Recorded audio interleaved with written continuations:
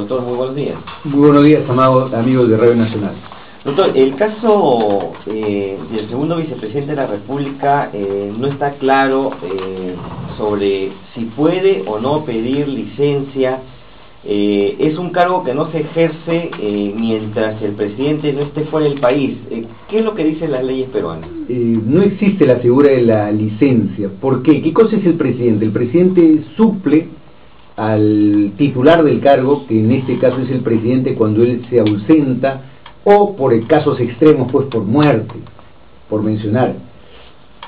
Solo en esa circunstancia el primer vicepresidente asume, el primer vicepresidente. En tanto, el segundo vicepresidente sigue en la lista de espera. O sea, es un cargo concurrente.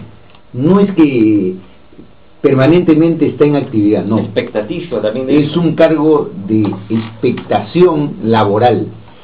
Razón por la cual es pues un contrasentido decir que alguien que está a la espera puede pedir una licencia.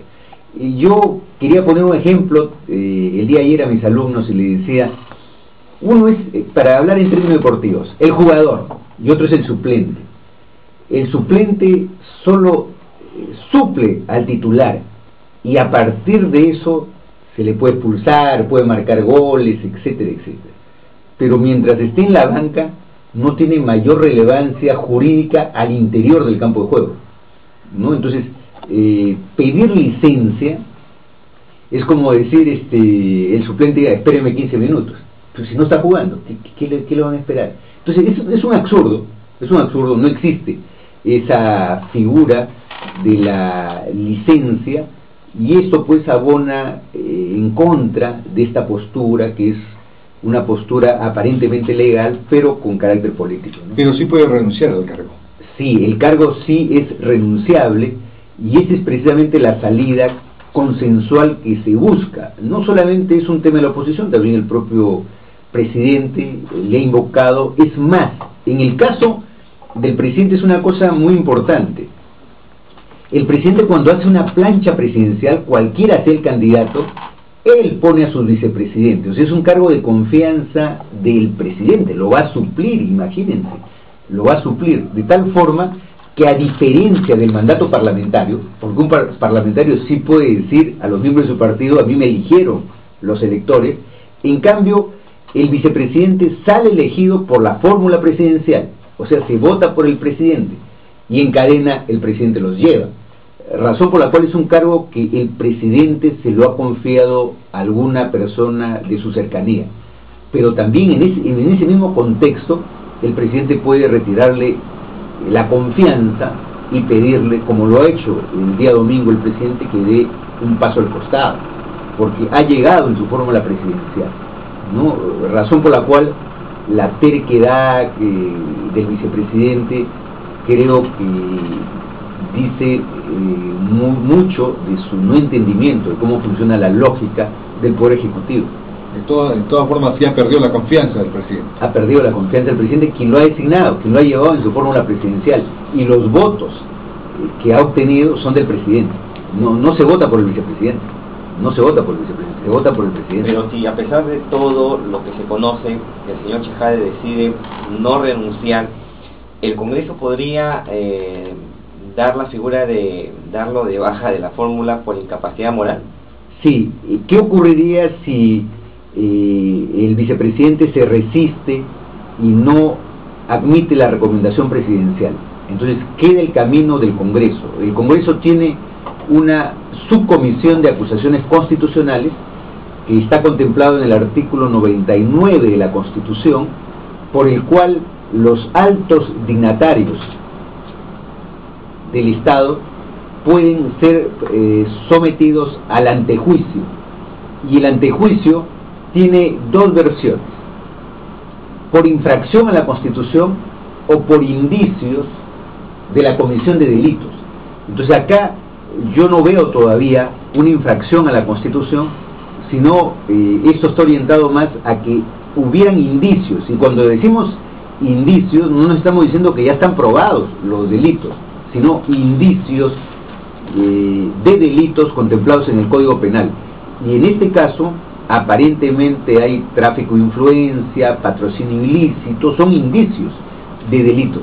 Las evidencias lo probará o lo investigará el Ministerio Público, pero en este contexto la Comisión de Acusaciones Constitucionales puede proceder a una acusación constitucional, razón por la cual ya fue planteada en esta subcomisión una acusación constitucional contra el vicepresidente, y esta ha sido admitida por unanimidad. Está conformada por 10 miembros la comisión, y los 10 miembros de diversos partidos políticos han votado porque sea admitida esta acusación constitucional, y se ha nombrado incluso una vocera quien va a sustentar la acusación, que es la congresista Marisol Pérez Tello. O sea, ya hay un procedimiento, es un procedimiento reglado por el reglamento del Congreso en el artículo 89, y yo creo que una resistencia como la que está manteniendo el vicepresidente inevitablemente nos va a llevar a una acusación constitucional que tiene consecuencias, pues no tiene consecuencias políticas, porque podría ser suspendido, inhabilitado o finalmente, como muchos dicen, destituido. El mismo Congreso puede destituirlo. El mismo Congreso tiene las facultades, ¿no? Ahora, un vicepresidente, doctor, tiene un presupuesto asignado, tiene un vehículo, no está clara también esta figura. No, el vicepresidente es un alto dignatario, es una función simbólica, siempre lo vemos pues en los cócteles, en las embajadas, es cierto. Es por eso que el vicepresidente no es a tiempo completo, no hay vicepresidente a tiempo completo, porque es una función accesitaria. El vicepresidente puede cumplir otras funciones, este es el caso. ¿Por qué? Puede ser ministro un vicepresidente, puede ser congresista, este es el caso, justamente porque no es una función a tiempo completo, el titular es el presidente. En ese contexto, el vicepresidente sí requiere pues seguridad, que se le designa un automóvil, quizá una oficina, ¿no? Pero esos son hechos administrativos, eso no le da ningún poder especial, ¿no? Ningún poder especial, simplemente son aditivos a la investidura simbólica que posee el vicepresidente. Pero si él ya pidió la licencia, ya no debería transportarse en ese vehículo de vicepresidente ni tener la seguridad. Claro, bueno, ese es el caso ya extremo, pero acá creo que no solamente es un hecho legal, sino básicamente es un hecho político. Es un hecho político de pérdida de confianza del presidente de la República, y además la opinión pública, hemos visto la última encuesta que ha salido, no ningún funcionario del nivel del vicepresidente puede sostenerse con más del 70% de la reprobación de la opinión pública, que no cree, no confía y no le da la majestad a la investidura que él tiene, ¿no? Ahora bien, ¿qué implicancias puede tener esto para su cargo de congresista, al margen de la decisión que pueda tomar su bancada, ¿no? ¿Cómo lo afecta? Como congresista todavía no se ha pedido el levantamiento de su inmunidad parlamentaria, pero de profundizarse las investigaciones y de encontrarse evidencias de la comisión de un delito, también podría finalmente ser afectada su cargo de congresista con el levantamiento de la inmunidad. Es por eso que en una primera etapa muchos le recomendaron que renuncie. Renunciando bajaba el tono de la contradicción, claro, y podía minimizar algún tipo de responsabilidad consecuente. Yo creo que el haberse aferrado lo va a perjudicar no solamente políticamente, sino también lo podría eventualmente perjudicar como congresista. Claro, porque si levanta la inmunidad, de repente sí puede pasar al Poder Judicial, ¿no? Sí, por supuesto, con el levantamiento de la inmunidad, el Ministerio Público, la Judicatura, podría formalizarse una denuncia y podría ser procesado por 3 delitos. En este momento se le está imputando: patrocinio ilegal, cohecho activo y tráfico de influencia, ¿no? Es bastante seria la situación. Sí, pero ha tenido un origen político, recordemos, ¿no? Fue un hecho que todos tomamos conocimiento, fue un error. Él trató de justificar negando las evidencias, calificando de cínico al general de la policía, que había tenido, creo yo, la decencia de poner en conocimiento de la opinión pública lo que había ocurrido. Y ese hecho, creo, cuando vino la respuesta del general y la respuesta de los testigos y salir en televisión a decir todo lo contrario, yo creo que él empezó a crear un cerco a sus argumentos que finalmente, bueno, se han venido abajo, ¿no? O sea, ha perdido toda credibilidad.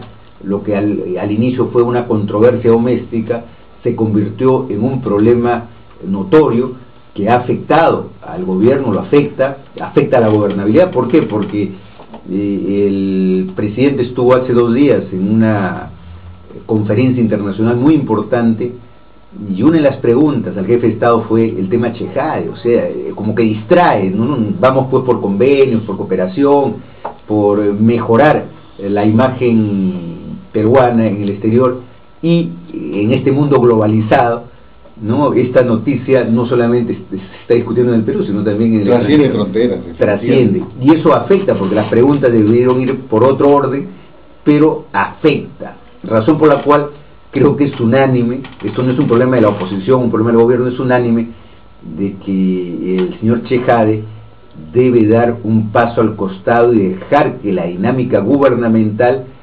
continúe. Hay problemas graves, hay conflictos, hay una serie de temas que no deberían ser distraídos por este tema doméstico, en razón de que una persona se aferra cercamente a un cargo en el cual ha perdido toda la confianza. Ahora bien, ¿qué pasa con el grupo WON, que también está implicado en este tema? Hasta este momento nos parece que no ha tomado acción la Fiscalía. En el Congreso se ha tratado de citar, pero aparentemente ellos no desean ir al Congreso.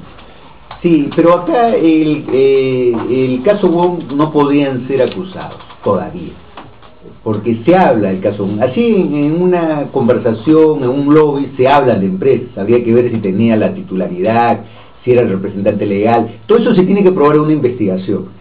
Razón por la cual citar al grupo WON, yo creo que es irse por las ramas. Por ahí no está todavía. El problema eso lo va a ver la Fiscalía. Eso no tendría por qué verlo el Congreso.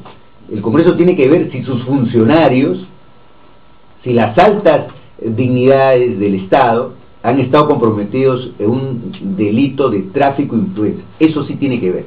Si estuvo el grupo WON, el grupo Bustamante, porque bajo esa lógica también habría que citar al otro grupo. Entonces el Congreso se convertiría en un poder judicial, y no se trata de eso. Acá lo único que se trata es si el vicepresidente hubo indicios de que tuvo compromiso con este caso.